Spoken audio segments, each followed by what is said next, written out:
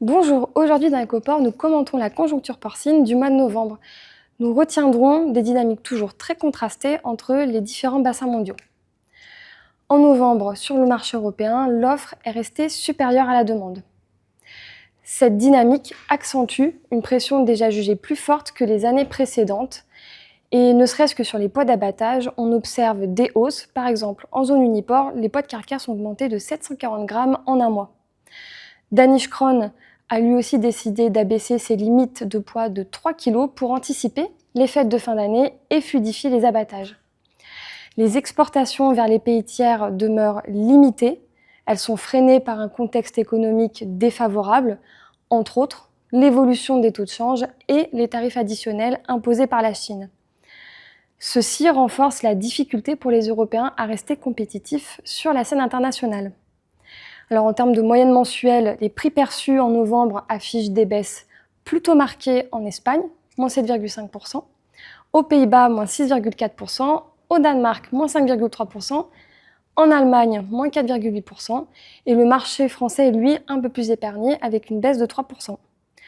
Cependant, la découverte le 28 novembre dernier de cas de FPA dans la faune sauvage espagnole a provoqué une chute brutale des cours. En l'espace de 2 semaines, la cotation au Mercosur a reculé de 30 centimes. Malgré une réaction plutôt rapide des autorités espagnoles, la reconnaissance du principe de régionalisation par plusieurs partenaires d'importance tels que la Chine, la Grande-Bretagne ou encore la Corée du Sud, le chauffe sur le marché espagnol reste significatif. Du côté des autres marchés mondiaux, on observe une baisse des cours qui se poursuit aux États-Unis, moins 15,8% en un mois. Le climat aux États-Unis est plutôt sous fond d'incertitude, alimenté notamment par la renégociation de l'accord Canada-États-Unis-Mexique, et ce qui touchera en particulier le commerce du porc et des viandes. Du côté de la Chine, le marché est instable.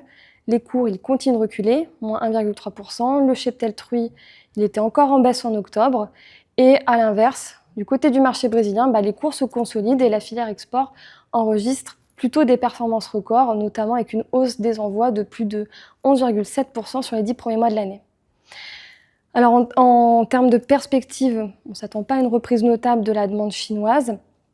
Dans les prochains mois, elle devrait plutôt rester stable, en tout cas tant que le gouvernement n'aura pas maintenu son marché et restauré la confiance des consommateurs.